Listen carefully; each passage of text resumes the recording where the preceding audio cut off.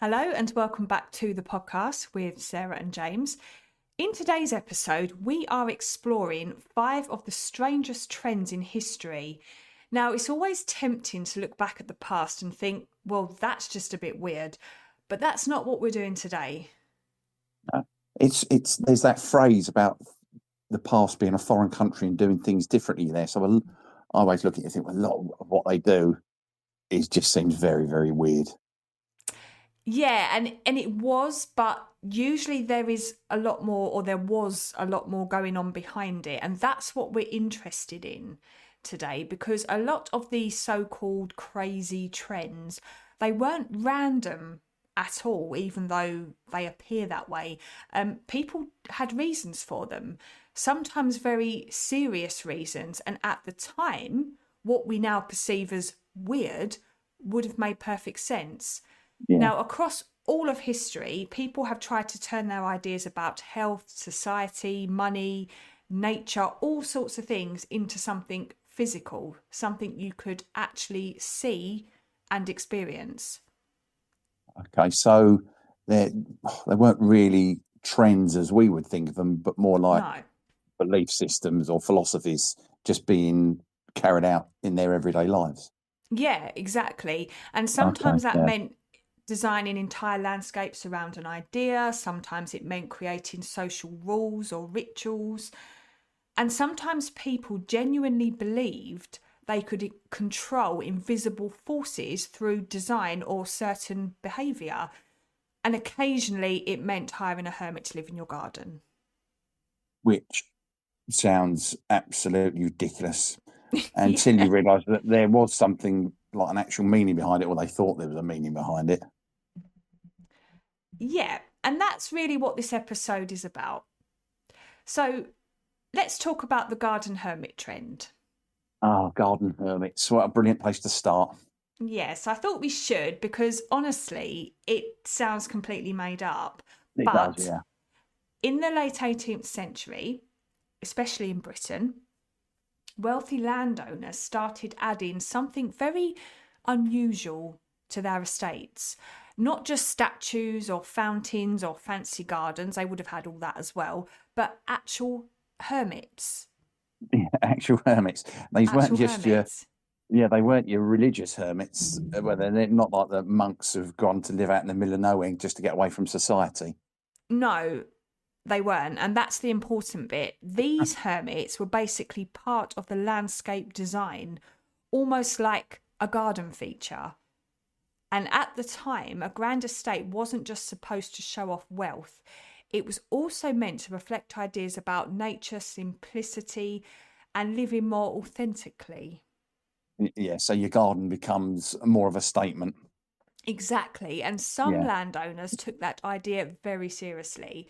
They'd build little rustic huts hidden away in wooded parts of the estate, and then they would hire someone to actually live there as a hermit. And sometimes they'd provide books and furniture and food and a list of rules. yeah. It's this is sort of the bit where it becomes slightly, how to put it delicately, unhinged, mad, unhinged. Yeah, a bit. Yeah, Because in some cases, the hermit was expected to stay fully in character, so not cut their hair, barely brilliant. speak, and generally act as this living symbol of solitude and reflection. And sometimes guests visiting the estate, they would be literally shown the hermit during walks around the grounds. So it's kind of like, Brilliant. here we have our resident hermit, Yeah. you know. You're not, yeah, they've not hired a person, they've installed an atmosphere. Yeah, or an idea. They were Yeah. basically trying to make solitude into something physical, something people could actually see as part of the landscape. And what's mad is that there were even adverts for these roles in some cases. Landowners would be Brilliant. looking for someone willing to live on their estate as a resident hermit for years at a time. Yeah, I might have to check LinkedIn to see if there's any on there because, Yeah. it is one of the strangest job descriptions I've ever heard of. Yeah, and there are some very strange jobs in history. But the role wasn't really about survival or escaping society, it was more like a performance. The hermit became part of the experience, as you said earlier, of the estate. So there are even accounts of owners giving very specific instructions, like what the hermit should wear, whether they were allowed to speak to visitors, what they were allowed to say, things like that. So basically, it's almost as if they've outsourced authenticity. That's actually a really good way of describing it. And because there's this strange contradiction at the centre of all of this, they Mm. were trying to create something natural through something completely staged. Now, at the time, especially with romantic ideas becoming popular, nature was being idolised. People wanted landscapes that felt emotional, reflective, even a bit wild, but still very carefully designed. So these estates became more than just gardens. They were almost like controlled experiences where every detail was supposed to mean something, even the hermit. Yeah. And eventually, thankfully, this trend eventually dies out. Yeah. I mean, we've got a Yeah. hermit in the garden, but no, I'm joking. By the You early married him. 19th century, yeah, I did. By the early 19th century, it starts fading away, partly because fashions changed, but also because people began to realise the contradiction in it all. So the Mm. whole thing was supposed to feel authentic and natural, but the more you thought about it, the more staged it seemed. So people became wise to it, stopped believing in this illusion. Yeah, pretty much. Yeah. Yeah. And it became harder Right. to take seriously once people realised you can't really manufacture authenticity. Can't say the word authenticity. You know what I'm Yeah. trying to say? Don't Authenticity. make me say it again Yeah. without Yeah. it feeling artificial. Yeah. So, yeah, bit weird. Now, Yeah. another earlier example, moving on, is what was happening in the Dutch Republic in the 1630s. So we're going back a bit. And this was when tulips became more than just flowers. They basically turned into something people speculated on. And just to clarify, with these 5 trends that I've picked out to talk about, none of them are related in any way. It's Okay. Yeah. just trends in general. In case you think, why have you gone from hermits to tulips? Weird. Anyway, Garden so with again. the Yeah. tulips, you've got your rare varieties, especially ones with unusual colour patterns. They started being traded for huge amounts of money. And at the peak of it, a single bulb could be worth more than a house. Wow. So I suppose Yeah. it's another one of those things. It's always feels that little bit more unbelievable, I suppose. But it's not just that because these things happened, but that at the time it was normal. Nobody thought twice about it. It was just something that Yeah. happened. Yeah, and it wasn't happening in the background either. It was happening quite visibly in everyday life. People were talking about tulips the way we might talk about property or investments now, comparing them, trading them, tracking their value, and some were even sold before they'd properly grown, based entirely on what people thought they would be worth. Yeah, I don't know why, but the word Bitcoin has sprung to mind. Anyway, so Yeah. basically, they're trading the expectation of what this bulb could Mm-hmm. become rather than the actual thing. Yes. And you made a really good point when you said Bitcoin, because it's with these trends, it's kind of every trend that we will cover in this podcast, you could relate to a trend that has existed or exists today. Yeah. That's kind of what. But anyway, um, so yeah, you're exactly right. In some cases, bulbs would change hands multiple times in a short space of time, with the price going up and up and up. And almost like the act of trading itself was what was creating the value in the first place. Okay, interesting. So it starts to sound less like chaos and Mm. idiocy and more like a Idiocy. system that is actually working. So Yeah. it's just based on the belief instead of anything physical. Again, it's what this could become. Yes, and that's the key thing. Mad. From the outside, it can look completely irrational. It does Yeah, feel completely irrational. it But does. Yeah, inside, it probably felt structured and logical. Because if everyone around you believes something is worth more tomorrow than it is today, then buying into it doesn't feel like a risk. It feels like keeping up. did I mention the word Bitcoin? Um, Mm. so it's gone from almost, it's not really about the tulip at all, but more the agreement around it. Exactly. Nothing about the flower has changed. A No, tulip was still a tulip, but the meaning attached to it, the shared agreement about its importance, that expanded far beyond what it physically was. and I suppose that kind of agreement only works as long as everyone just keeps believing in it. Don't question it, just believe it. Yes, and that's where things Nothing wrong with start it. to shift because at Yeah, some point that agreement begins to weaken, not all at once, but gradually there are small hesitations, a few people decide not to buy, a few sales not going through, and once yeah, that starts, the system holding everything together begins to loosen. yeah. So like confidence breaking before the actual collapse happens. Exactly, and very quickly, what felt stable becomes uncertain, and the same objects that once carried enormous value suddenly don't anymore. Yeah, yeah. It's strange how fast that flips once people's belief in it changes and sort of starts to dissipate. It really is. And it's hard not to notice that pattern, as I said before, that pattern repeating in different forms throughout history, especially when societies try to explain forces they can't actually see. Yeah, And that idea of invisible forces shaping very real outcomes, that leads us into our next trend because it doesn't stop with money or markets. It shows up again in something much more personal, something that touches everyday life, health, and even the design of entire cities. Because for a long time in Europe, the dominant explanation for disease wasn't about germs or bacteria at all. It was something called miasma theory. yeah. It's one of those ideas which sounds completely wrong.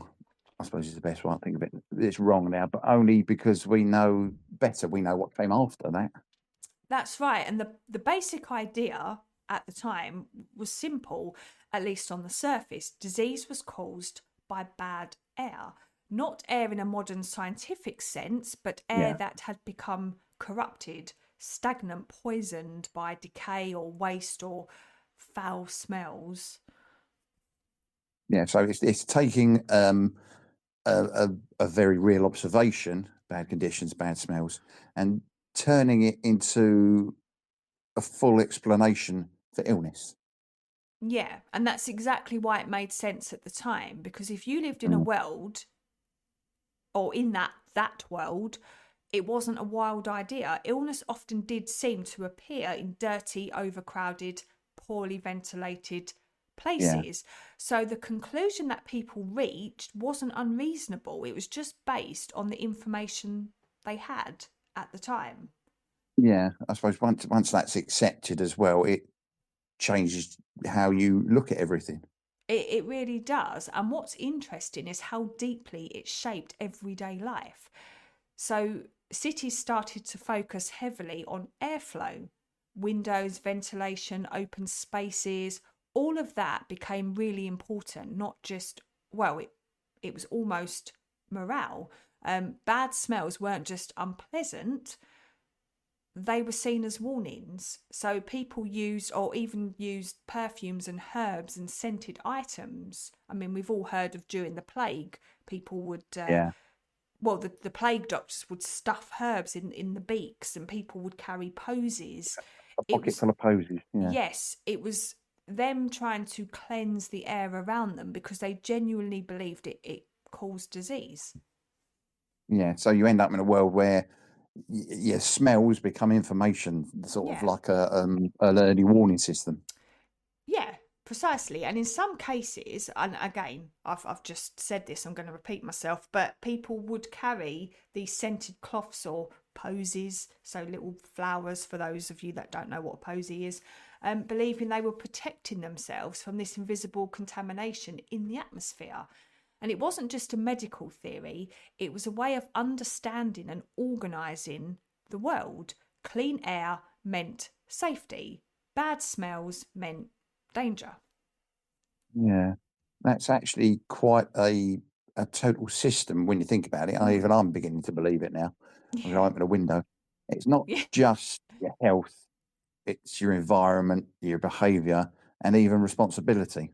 Yes, and that's really important. Health became something you managed through your environment, through Yeah, air, cleanliness, and avoidance of anything that might feel stagnant or unclean. Um, I mean, you probably wouldn't, if you walked into a room and it smelled awful, you probably wouldn't stay in that room. Not because you think it's going to give you a disease, but naturally your body would not want to stay in that room.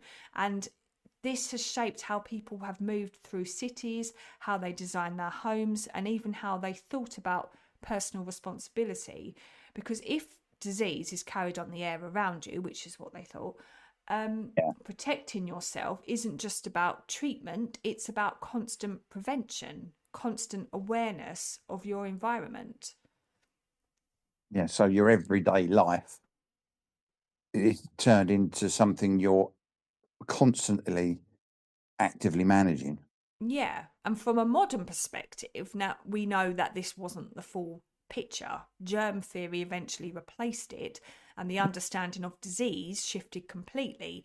But that doesn't make the miasma theory just a mistake in a simple sense, because for its time, it was a coherent explanation of something people could clearly see happening, Yeah, even if the cause was misidentified.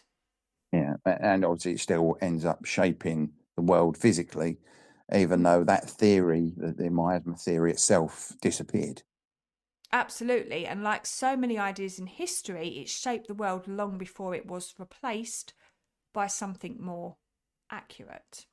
Yeah, So, not all of these systems were about things you couldn't see. Some of them were about making power completely visible. And the next trend, we're going back to medieval and early modern Europe. Justice. We're talking about justice. And at that time, justice wasn't something that happened quietly behind closed doors in the way we expect today. It was it was a public event, or it was often a public event, something you would gather to watch.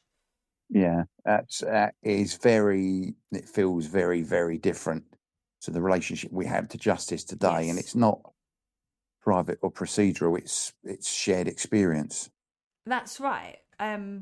So the trend then was that things like executions, punishments, and public trials were, in many cases, treated as civic occasions. So Bring them back. townspeople would attend, no, let's not, would attend in large numbers, crowds would form, and the process was structured, symbolic, and very deliberately staged because the point wasn't only to punish an individual, it was to communicate something to everyone watching. And that was what power looked like, what consequences looked like, and where authority sat in the world. So less about the individual's case and Yeah. more about reinforcing that system itself. Yeah, like making an example, really. Yeah, So, in that sense, these events, they weren't just legal processes, they were performances of order, a way of reinforcing the boundaries of society by making them physically visible. And there was a kind of logic to it, even if it feels quite uncomfortable now. Because in a world without mass media, without written enforcement systems reaching everyone instantly, the spectacle itself carried the message. You didn't yeah, just hear about justice, you saw it happen.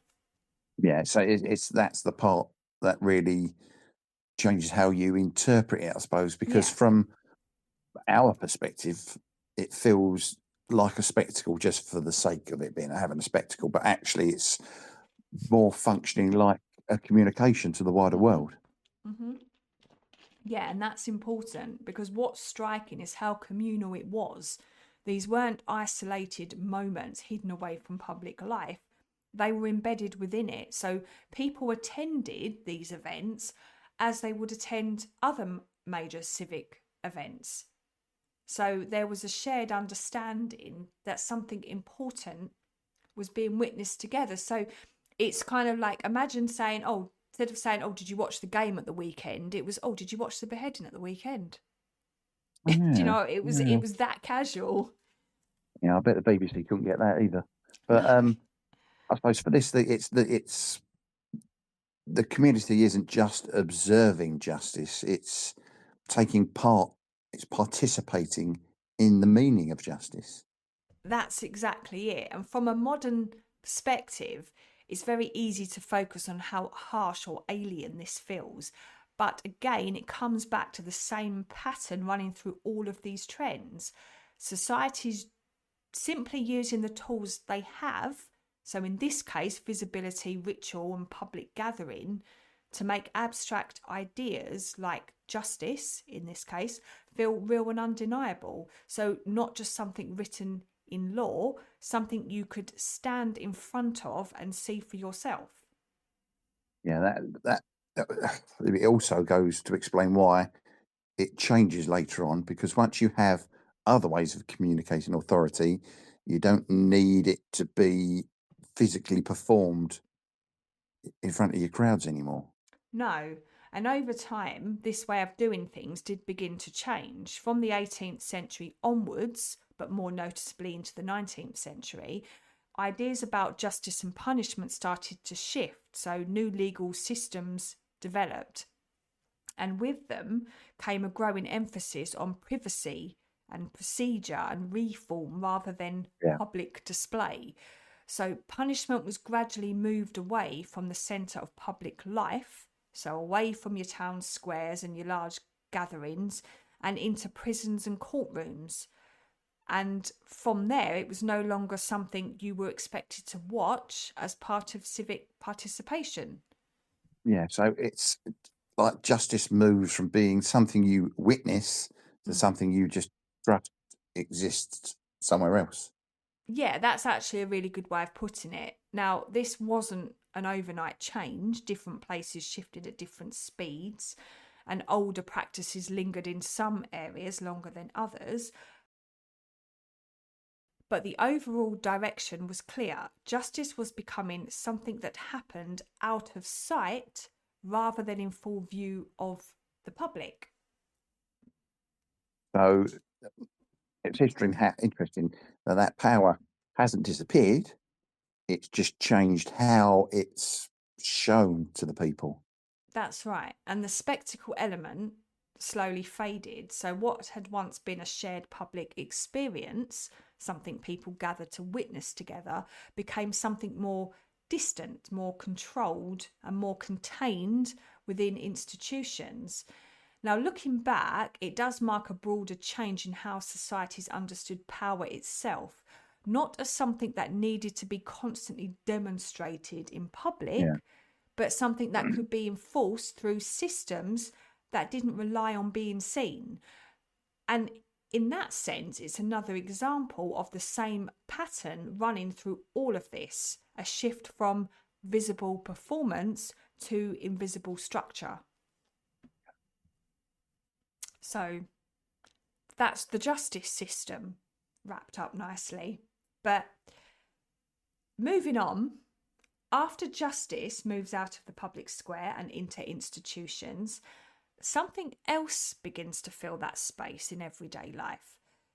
A quieter system is happening, and this one reaches much further into ordinary behaviour because in the 17th, 18th, and 19th centuries, social life across much of Europe becomes increasingly shaped by etiquette, detailed codes of behaviour that governed how people were expected to act, speak, sit, eat, and even gesture in different settings. Yeah. So we're at the point where your behaviour becomes more structured, like there's an invisible rule book that everyone's following. Absolutely. And these weren't just loose suggestions about manners. In many cases, they were highly structured expectations and they were written down in manuals and guides that circulated widely. And they told you how to present yourself in society in a way that signalled your class, your education, and your belonging. Yeah, so that's quite interesting because it's not really about politeness, as you might think. It's more about the interpretation. So Mm. you're constantly being read by other people. Yeah, that's a really good way of putting it, actually, because even small actions carried meaning: how you greeted someone, how much eye contact was appropriate, how you moved through a room. Nothing was entirely neutral, almost everything had a correct form. Yeah, so it's created a kind of social language that Mm, everyone needs to be able to speak fluently, yeah. even if no one actually goes out of their way to teach you it in real time. Yes, it's one of those things that you were kind of expected to know. And what's interesting is when you look at it as a system. Etiquette wasn't just about politeness, it was about legibility, about making yourself readable to others and reading them in return. So it created a kind of shared language for social life where behaviour itself, so how you behave, that becomes a signal of identity and status. Yeah, so you're doing something quite similar to other examples, Mm, and it's taking something abstract like your yeah. social position or belonging, and you're turning it into something which is visible to others. Yeah, that's exactly it. And like so many of the trends that we talked about, it wasn't simply about restriction for its own sake, it was about order. And it was about making social life feel predictable and understandable and stable in a world that was changing quite quickly in other ways. So essentially, if you knew the rules, you knew where you stood. Yeah, which probably makes it feel quite reassuring Yeah. if you're on the inside, even if it looks quite rigid from those by those looking outside from the Yeah. outside in. Yeah, Yeah, exactly. But over time, just like with the other systems we've looked at, these codes began to soften. So some became outdated and others were absorbed into a broader sense or broader ideas of general manners rather than yeah, strict social rules. So the sharper distinctions between that's correct, that's incorrect, that started to fade. yeah. So it's become sort of less like your formal system, Yeah. and then it's become, I suppose, more like something most people just absorb culturally. Yeah. So it's naturally, when you're in certain situations, you naturally know what's appropriate and what isn't, or most people do. Um, so many of these patterns, they still linger in different forms today, even if we don't always notice them. But the sense that everyday life had to be carefully performed according to right codes, that's largely loosened. Yeah, so that's kind of connects everything we've looked at so far, because Mm. whether it's your markets, your health, justice, behaviour, it's always about making something invisible to appear more structured. Yeah, yeah, that's right. And that leaves you with something quite consistent across all of this, whether it's gardens, markets, medicine, justice, or social behaviour. You keep seeing the same instinct at work, the attempt to Yeah, take something complex and uncertain and turn it into something structured, visible, and repeatable. yeah, So, so, looking at all this together, it's easy to focus on how different each of these trends seems on the surface. Um, you've got a hermit in a garden, a flower becoming worth more than a house, invisible air carrying disease, justice performed in public, and then you've got behaviour reduced to carefully learned codes. And at first glance, they don't really seem like they belong in the same conversation, but the pattern underneath them is surprisingly consistent. Yeah, yeah. I suppose once you take your step back to look at it and look at the wider picture, you Mm. start to see that they're all doing a similar kind of work. It just happens to be in very, very different areas of life. Yeah, and across all of these moments in history, you can see people trying to make sense of forces that are either invisible, unstable, or difficult to control. So, value, health, danger, power, identity. These are things that matter deeply to everyday life, but they don't always have a clear physical form. Yeah, so I suppose they've all come with that same challenge. How Mm. do you deal with something you can't fully see or you can't even hold? Yeah, and in response to this, society's built systems around them. So, not just explanations, but actual structures, ways of making those ideas visible, repeatable, and easier to live with. Now, and I suppose those structures become the reality that people actually live inside or try to Ye- live inside anyway. Yeah, that's it. And sometimes that means turning ideas into landscapes, like the hermit in the Yeah, garden. Sometimes it means turning belief into markets, like the tulip trading. Sometimes it means turning invisible causes into environmental rules. So you've got your miasma theory. yeah, Sometimes it's turning authority into public performance, spectacle justice. And sometimes it means turning social life into a kind of language through etiquette and behaviour. yeah. So it's less about the specifics Mm. and more about the pattern of the response. Yeah. And what ties all of it together isn't just that these ideas were wrong or right in any simple sense, it's that they were attempts, often very structured, very thoughtful, but they were attempts to make the world feel more understandable than it actually is. So to take things that can't easily be seen and give them form. Yeah, I suppose once you see it like that, it stops feeling just like a list of weird historical trends. Yes, and in that way, these trends don't really feel like curiosities from a distant past. They actually feel like reminders of something quite familiar. So, whenever humans are faced with something uncertain or abstract or overwhelming, there's a strong tendency to build systems around it. It's just our way of Yeah, coping, I guess. So, we like to turn it into something we can point to, something we can organise our lives around, something that feels, at least for a while, a bit stable. yeah, and then once you start noticing that pattern, History stops feeling like a collection of strange behaviours. yeah, It starts to look like a series of very human attempts to make the invisible visible. yeah. Thank you for listening. Okay, if anyone is looking for a hermit, Sarah is available for work. Thank you very much.